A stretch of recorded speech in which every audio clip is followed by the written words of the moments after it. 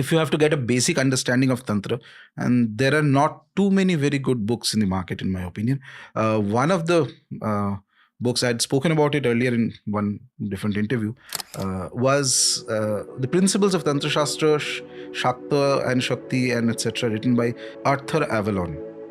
Arthur Avalon was Sir John Woodroffe. He was a judge in the Calcutta High Court, okay, during the British era, and he went on to become the Chief Justice of Calcutta. So very important position. Okay, The white guy.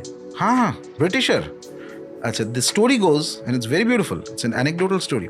He says that once there was some case and all going on, and he's sitting in his chamber and writing the judgment, and suddenly he feels that his mind is clouded.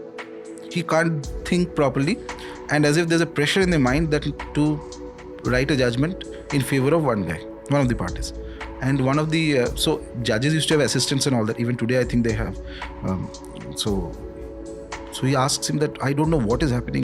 Why is the pressure in the mind? And this guy says that, one of the parties has actually appointed a tantric yogi to sit in the court complex and chant certain mantras. He is influencing your mind.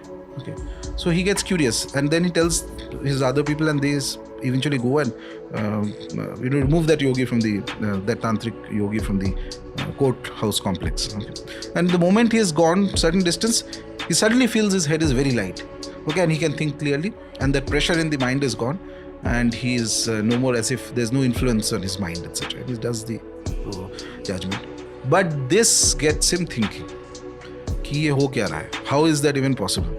Okay, and he takes a tremendous interest. He learns Sanskrit, becomes very good in Sanskrit. He learns the Upanishads, the Tantras, etc. He learns. He takes initiation in Tantra from one of the most profound acharyas of Tantra sadhana at that time, who was supposed to be an expert in Tara Upasana. His wife also takes initiation, and he does it as Guru instructed him, which means that Guru told him that when you're doing this sadhana, you cannot sleep on the bed, you have to sleep on the floor, you have to wear a certain dress like an Indian dhoti, or those days whatever chappals, etc., whatever food you have to eat. To the dot, he followed everything. And he attained to Purnabhishek Diksha, which is a very high Diksha in Tantra. Okay, Purnabhishek Diksha. And then he collected many manuscripts of Tantra, books of Tantra from different places, translated them, and he wrote in English explaining the philosophy of Tantra and defending Tantra, because that was a time, British era. See, a lot of the negative perception of Tantra that we have started from the British era. Wow, okay. Yeah. Even when I mention it to my friends that I've had a Tantra expert on the show, everyone pauses a little bit and stares at me. Goes on to 2023. But anyway, go on. Yeah, because it started in a way, the sort of the demonization of Tantra started with the advent of Christian missionaries. So they used to look at Tantra and everything, and Hinduism in general, as something degraded and bad, and the aim is finally to convert you to Christianity. Okay, so they started criticizing many aspects of Hinduism, but more specifically on Tantra, because Tantra was, as I mentioned, that there are different paths. There is one path where you believe that there's a creator God upstairs and doing something. That's one way of looking at it. Oftentimes, believers of that philosophy cannot digest that there is a divine here also, fundamentally speaking. So anyway, they bracketed whole Tantra as some superstition. Okay, something barbaric, superstition, this, that. Unfortunately, many of the Hindu leaders of those times also started branding Tantra as superstition. This specifically happened because I believe there are a few factors. One is that, so you are anyway at a colonized time. Okay, so you don't know actually when the country will get freedom, if at all it will get freedom.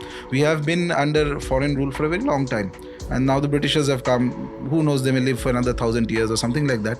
So then the basic idea was that let's try and find some commonality with their religious culture, so that we can say that, see, we are not too different. So those aspects of Hinduism which you could project to the West, for example, Vedanta, Advaita Vedanta, you say that there is a Brahman which is more powerful than deities. Okay, because the concept of deities don't exist in the other Western religions, the Abrahamic religions. Okay, so you tell them, no, we don't worship deities, we worship some Brahman and all that. Like this, certain ideas where I'm not saying it is anybody's fault, but it is perhaps the pressure of the times they lived in. So those were elevated more than others, and things like Tantra and all it was impossible to explain to anybody, especially from the West. So they also started bracketing that this is all superstition and very bad and various other things, which I think is complete nonsense. To the extent that the Shankaracharyas of all people, the most learned of the Vedantins, Advaita Vedantins, they know Tantra very well. Okay, they are experts in Sri Vidya Tantra. Somebody of the caliber of Karpatri Maharaj, who was a great Vedantin in North India, most learned people and guru to two of the Shankaracharyas. He himself had written on Sri Vidya Tantra, which is one of the most profound schools of Tantra. Okay, so my point is that negative perception started from that time, and it kept getting repeated because the other thing is that a lot of the gurus. There has never been a mass guru who is a Tantra Upasak. Even if there are people though, and I know this for a fact, there are people officially who are perhaps of a different denomination or different, say whether they could be Vaishnava or something else. In their own practices, they do worship following the principles of Tantra. But when speaking in public, they don't mention it. So more or less what happened is that those who are not practitioners define this, that Tantra is like this, and naturally that happens. There is a कि ये बहुत खराब है, ये this is very bad, this, that, etc. ये जादू टोना type. So it was a complete mischaracterization of a terrific philosophical and actual path of sadhana, which has produced exceptional masters also in past. Until 2022, when Rajarshi Nandy appeared on TRS and made it mainstream again.